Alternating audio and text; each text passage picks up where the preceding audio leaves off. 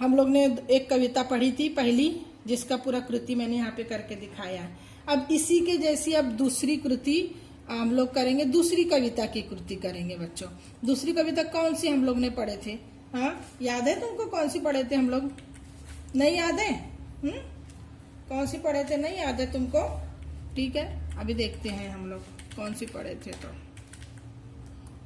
हम लोग ने दूसरी कविता पढ़े थे, ये सब हम लोग कृति कर चुके हैं। देखो हम लोग ने ये कविता पढ़े थे, जेका रंजले गांजले, ये कविता हम लोग ने पढ़े थे। याद है तुमको? याद होना ही चाहिए, जेका रंजले गांजले। अब इसके नीचे की जो कविता की जो कृति है हम लोगों को ये करना है, ये सब। साधू म्हणजे अशी व्यक्ति, साधू म्हणजे कशी व्यक्ति। तो ये जो शब्द है ये साधु के मन की साधु की विशेषता हमको ये 4 शब्दों में, ये 4 ऑप्शन दिए हुए हैं, इसमें से हमको ढूंढकर लिखना है। साधु यानी कैसा इंसान, साधु म्हणजे अशी व्यक्ति, म्हणजे कशी व्यक्ति। रात्र दिवस ध्यान करणारी, बस रात दिन ध्यान में रहने वाली, या रात्र दिवस भजन करणारे, क्या रात दिन भजन करते रहेंगे वो, या दुखी कष्टी लोकांना आपले समझते, या दुखी और जो दुखी और गरीब लोग हैं उनको अपना समझने वाले। तुमको क्या लगता है? ये वाला। तो ये उसका जवाब है तीसरा। मैं सिलेक्ट कर रही हूँ, देखो बच्चों ये तीसरा जवाब है इसका। ना वो रात दिन भक्ति करता है, ना रात दिन भजन गाता है, ना ही बस ध्यान लगा के बैठता है, बल्कि साधू म्हणजे अशी व्यक्ती जो जी दुखी कष्टी लोकांना आपले समझते, ये उसका जवाब। उसी तरह देखो बच्चे दूसरा सवाल है, परमेश्वराचे अस्तित्व बघावे, परमेश्वर का वजूद देखो। अस्तित्व म्हणजे वजूद, काय में देखो, किस में देखो? तो ये 4 ऑप्शन दिए हुए। देखो, जे फक्त सज्जन समझले जातात त्यांच्यामध्ये, जो सिर्फ अच्छे इंसान समझे जाते हैं उनमें, रंजल्या गांजल्यांना आपले से करणाऱ्यांमध्ये, या जो दुख दर्द से गरीबी से भरे हुए लोग हैं उनको अपना करने वालों में, या समाजासाठी भजन पूजन करणाऱ्यामध्ये, या समाज के लिए भजन कीर्तन करने वाले लोग, या एकांत तपश्चर्या करनारे, या अकेले में जाके तपस्या वगैरह करते हैं उन लोग में। किस में हम समझे कि परमेश्वर का वजूद होता है? किस में?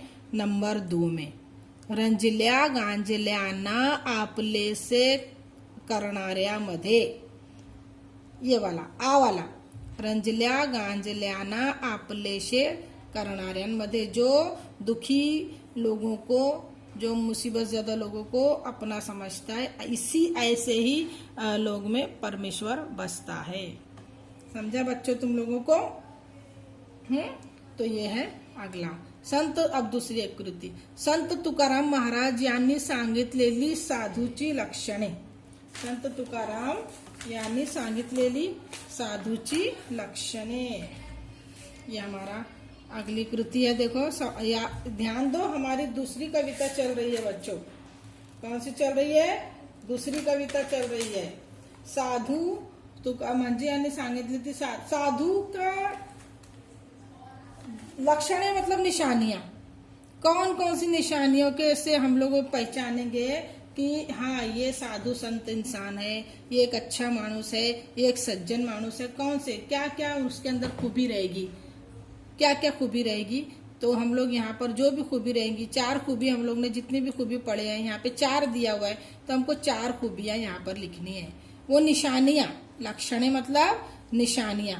कौन सी निशानी से हम समझेंगे कि ये एक अच्छा इंसान है, चांगला मानुस आहे, वो हमको। अभी देखो यहाँ पर जो ये है छोटी छोटी है, ये जो ये क्या बोलेंगे इसको, ये चौकट, ये चौकटी छोटी है, तो इसके जवाब बड़े बड़े भी हो सकते हैं। अब बड़े होंगे तो उस हिसाब से तुमको लिखना पड़ेगा। तो मैं देखो यहाँ पर तुमको बता रही हूँ कि कितने बड़े हो सकते हैं। देखो तुम्हारे स्क्रीन पर दिया हुआ है, ये इतने बड़े बड़े हो सकते हैं कॉलम। संत तुकाराम महाराज यांनी सांगितलेली साधूची लक्षणे, साधु के निशानियां। ऐसे कौन सी निशानियां हैं जिनसे हम समझेंगे कि अच्छा संत मानुस है। सॉरी बच्चों, कुछ थोड़ा सा हिल गया था, ठीक है, अभी दिख रहा है तुमको? हाँ, तो देखो ये है हमारा। हाँ, अभी मैं पहला क्या लक्षण होगा? पहला साधू आहे कौन से इंसान? रंजल्या गांजल्यांना आपले म्हणतात. रंजल्या गांजल्यांना आपले म्हणतात. यहाँ पर आएगा, ये यहाँ पर। देखो मैं लिख रही हूँ रंजल्या गांजल्यांना, ये बहुत बड़ा है। मैं बहुत बड़ा बड़ा लिखा हुआ है, लेकिन समझ लो कि यहाँ पर मैं यहाँ से लिख कर बताती हूँ तुमको। ये देखो रंजल्या गांजल्यांना आपले से म्हणतात। तो इतना बड़ा जवाब आएगा बच्चों एक कॉलम में। रंजल्या गांजल्यांना आपले से म्हणतात। पूरे में लिखकर बताती हूँ मैं। रंजल्या गांजल्यांना आपले से म्हणतात। देखो एक कॉलम में इतना बड़ा जवाब आएगा, एक कॉलम में इतना बड़ा जवाब आएगा बच्चों, ठीक है। फिर इसी तरह दूसरा कॉलम। अब एक तो हमने लिखे कि भी अच्छे इंसान जो दुखी कष्टी लोगों को अपना समझता है। अपंगांना हृदयशी धरतात।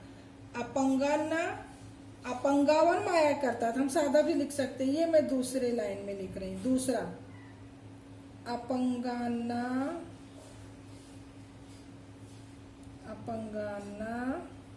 माया करतात। जो बेसहारा लोग हैं उनको माया करते हैं, उन पर यानी दया करते हैं। ये हुआ दूसरा। फिर उसके बाद तीसरा क्या है? तीसरा है दास दासीवर पुत्रा सारखे प्रेम करतात।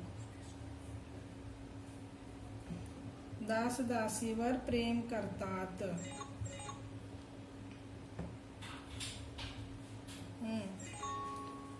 तीसरा दास दासीवर प्रेम करतात। तो हम ये तीसरे कॉलम में लिखेंगे बच्चों, यहाँ पर दास दासीवर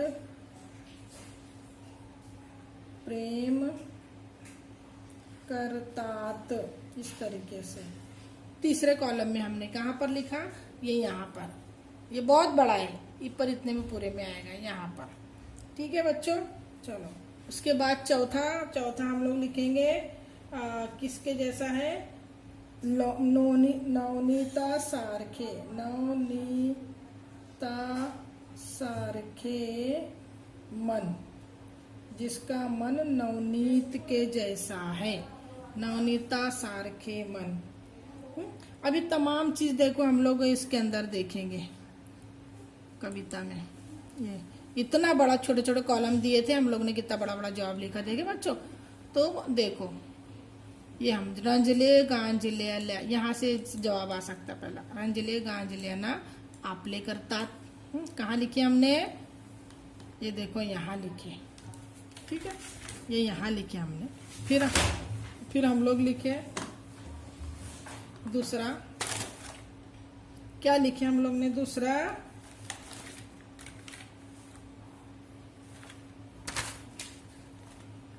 अपंगाला हृदयशी धरतात। अपंगांना आश्रय देतात। देखो हम लोग ने यहाँ पर ये कहा, ये हमने ये लिखे थे अपंगिता नाही। हाँ, अपंग मतलब बेआसरा। त्यांना हृदयी धरतात, अपने दिल से लगाते हैं। अपंगांना हृदयी धरतात, ये हमने दूसरा लक्षण दिए थे। फिर उसके बाद हम लोग ने तीसरा क्या लिखे? पुत्रासी दास आणि दासी, जे दया करणे। ये दया करने मतलब ये लोग दया करते हैं, माया करते हैं अपने बेटों के जैसा, अपने बच्चों के जैसा। किस पर? जो दास और दासी, जो नौकर नौकरानी जैसे लोग रहते हैं, जो गरीब लोग रहते हैं, उनको भी। ये हमने तीसरा लक्षण देखे थे बच्चों, समझा। और एक दूसरा क्या देखे थे? मृदु सबाहे नवनीता सज्जनांचे चित्त। नवनीत के जैसे मन वाले, नवनीता सारखे, नवनीता सारखे चित्त, नवनीत के जैसे मन वाले। तो इस तरीके से हम लोग ने पूरा ये भरे। देखो ये चारों में हम लोग ने ऐसा जवाब लिखे। अब नीचे देखो बच्चों, ये उत्तरे लिहा, साधु जन हृदय धरतात ते, साधु जिनको अपने मन में भर लेते हैं, अपने दिल से लगाते हैं, वो अपने दिल से लगाते हैं, उसको क्या कहते हैं? साधु जन हृदय धरतात। तो ये जो इस तरीके से यहाँ पर हमने लिखे थे, अपने दिल से लगाने वालों को क्या कहते हैं? कविता में देखो आया है, साधु ज्ञाना हृदय धरतात, हृदय धरतात। धरी, धरी मतलब धरतात। कौन? अपंग लोग, अपंग, यतीम, अपंग, जिनका कोई सहारा नहीं, बेआसरा, अपंगिता, अपंग। तो यहाँ पर क्या आएगा बच्चों? यहाँ पर आएगा अपंग, यहाँ पर आएगा अपंग, अपंग आएगा यहाँ पर। देखो मैं तुमको यहाँ पर इधर लिखकर बताती हूँ कि कृति कैसे आती है। ये बच्चे देखो यहाँ पर, ये यहाँ पर आएगा, साधु जानना हृदय धरतात। तो यहाँ पर हम लोग लिखेंगे अपंग, समझा? ये देखो, हाँ, साधु ज्यांच्यावर पुत्रत्व प्रेम करतात त्या व्यक्ति, पुत्रों के जैसा, अपने बच्चों के जैसा जिन प्रेम करते हैं वो व्यक्ति कौन है? तो हम लोग ने देखो अभी पढ़े थे यहाँ पर नीचे, साधु ज्यांना पुत्रा सारखे प्रेम करता, दास दासी, समझा बच्चों? दास और दासी, देखो यहाँ पर आएगा, दास दासी, ये नंबर 2 पर, ठीक है, दास और दासी। फिर उसके बाद नवनीता प्रमाणे मऊ असणारे, जो नवनीत के जैसे मुलायम है, सज्जनांचे चित्त। तो यहाँ पर आ सकता है सज्जनांचे चित्त, ये वाला बच्चों, ये तीसरा, नवनीता सारखे मऊ असणारे। तो सज्जनांचे, मैं सही लिखने की कोशिश कर रही हूँ, सज्जनांचे चित्त, चित्त का मतलब मन, यहां से लिखूंगी मैं, सज्जनांचे चित्त। देखो यहाँ पर नहीं लिखे जा रहे, सज्जनांचे चित्त, मैंने लिखने की कोशिश की है बच्चों। तो तुम, वैसे भी मैं कविता में तुमको बता रही हूँ, यहाँ थोड़ी सी परेशानी हो रही है, लेकिन उम्मीद करती हूँ तुम लोगों को समझ में आ रहा होगा, ठीक है। अभी देखो चौथा, संत तुकाराम महाराज यांच्या मते भगवंत ज्यांच्यामध्ये वास करतो तो ती व्यक्ती, संत तुकाराम महाराज यांच्या मते भगवंत ज्यांच्यामध्ये वास करतो ती व्यक्ति, संत तुकाराम के मुताबिक भगवान जिनके अंदर बसता है, रहता है, वो इंसान, वो इंसान क्या कहेंगे हम? साधु, सीधा सा यहाँ लिखेंगे हम, साधु, साधु मानुष जो इंसान है उसी में भगवान बैठता है। अब यहाँ पर नवनीता से मऊ स्नाने पर सज्जन भी लिखेंगे ना तो चल जाएगा, सिर्फ सज्जन, और सज्जनांचे चित्त भी लिखेंगे तो भी चलेगा। देखो हमारा चौथा भी सवाल पूरा हुआ, साधु, ठीक है। अब उसके नीचे आते हैं हम लोग, कौन सा है? अब चौकटी पूर्ण करा, चौकोन में लिखो। संत तुकाराम भरभरून यांची महती सांगतात, संत तुकाराम बहुत ज्यादा, भरभरून बहुत ज्यादा, महती मतलब इम्पोर्टेंस कहते हैं, अहमियत बताते हैं, किसकी? साधु संत की, साधु या सज्जन। तो यहाँ पर भी बच्चों वही आएगा, साधु या संत, यहाँ पर भी वही आएगा, संत। साधु कहाँ पढ़े हम लोग ने? यहाँ, संत तुकाराम यांची महती सांगतात, ये यहाँ पर आएगा, साधु। फिर उसके बाद लोण्याचे वैशिष्ट्य, आतून बाहेरून। लोण्याचे वैशिष्ट्य मतलब वो जो संत तुकाराम च्या मते सज्जन माणसाचे चित्त बाहेरून आणि आतून नवनीता सारखे होते। बाहेरून आणि आतून ये शब्द आया था। देखो मैं कविता में बताती हूँ तुमको।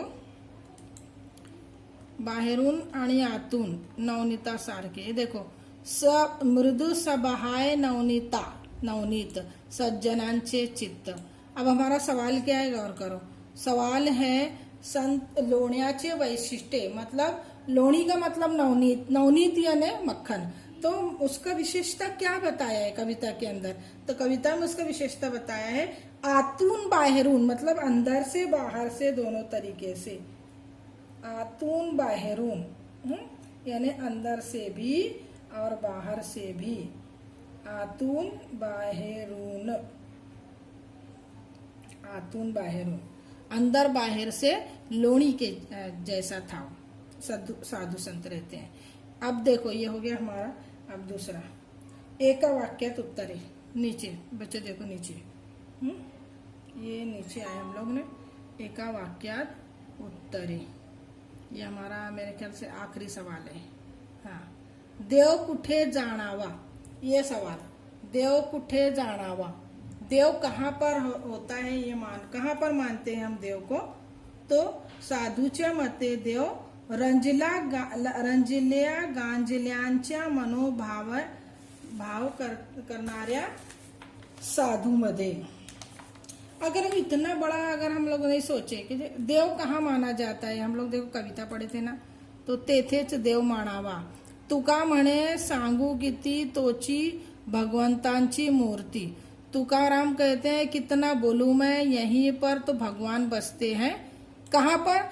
जो दास दासी के जैसे पर पुत्रासारखे प्रेम करतात, जिनके मन जो दूसरों को सहारा देते हैं, अपंगितों को अपने मन में दिल से लगाते हैं, जो अंदर बाहेर से नवनीता सारखे असतात, आतून बाहेरून नवनीता सारखे असतात, अंदर बाहेर से नवनीत के जैसे होते हैं, वो सज्जन माणूस। ऐसे ही लोगों में तो देव बसता है। तो देव कुठे जाणावा, सवाल है कि देव को कहाँ मानना चाहिए?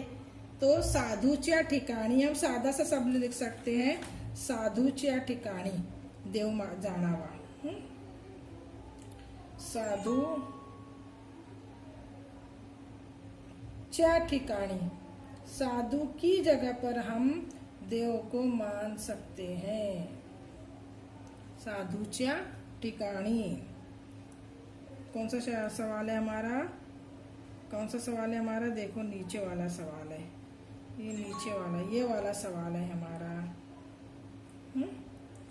ये वाला सवाल है हमारा। ये साधु कोठे जाणावा, अरे देव कोठे जाणावा, ये सवाल है। तो हम लिख सकते हैं ना, साधु मध्ये भी लिख सकते हैं, साधूच्या ठिकाणी भी लिख सकते हैं, सज्जनांमध्ये भी लिख सकते हैं, सज्जनांमध्ये अच्छे इंसानों में, वहां पर भी लिख सकते हैं, सज्जनांमध्ये। ये अभी ये दूसरा सवाल है, साधू कोणाकोणाला आपुलकी दाखवतात। साधु किन किन लोगों को अब से अपनायत दिखाता है? तो रंजल्या गांजल्या, अपंगांना, दास दासी, दुखी कष्टी लोकांना। इतने शब्द हमने पढ़े। देखो साधु किन किन लोगों से अपनापन दिखाता है, किन किन लोगों से, कोणा कोणाला, किन किन लोगों से अपनापन दिखाता है। हमने कविता में पढ़ा था बच्चों, देखो कितने लोगों को पढ़ा था हमने, रंजले गांजले, फिर उसके बाद अपंग, अपंगिता, ज्यामध्ये अपंगिता आहे वो, आणि दासा आणि दासी, ऐसे बहुत सारे दुखी कष्टी लोग जो हैं सब।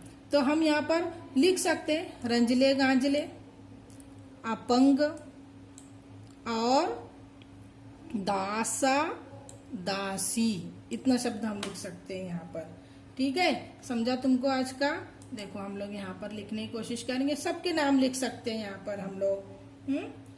पूरा कहाँ तक, जहाँ तक समझो वहां तक लिख सकते हैं हम।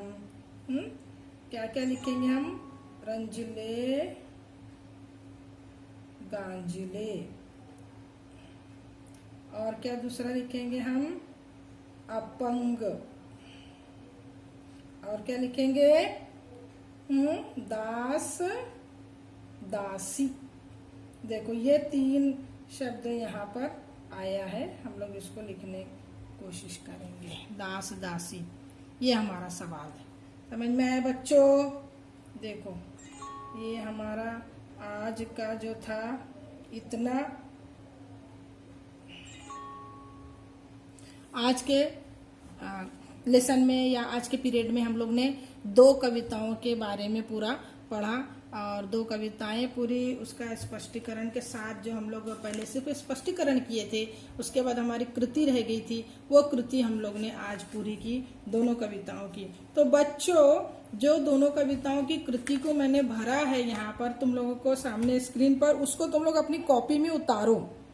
कविता नंबर 1 का पूरा मैंने बताया है, और कविता नंबर 2 का पूरी कविता 2 बाकायदा कृति के साथ पूरी रहनी चाहिए। जब भी स्कूल खुलेगी, जब मैं सामने आऊंगी तो मैं तुम लोगों की कविता में जो जो भी यहाँ पर पढ़ाया गया है वो तमाम कॉपी के अंदर जरूर देखूंगी और चेक करूंगी। ठीक है, चलो आज के लिए इतना काफी है। अल्लाह हाफिज।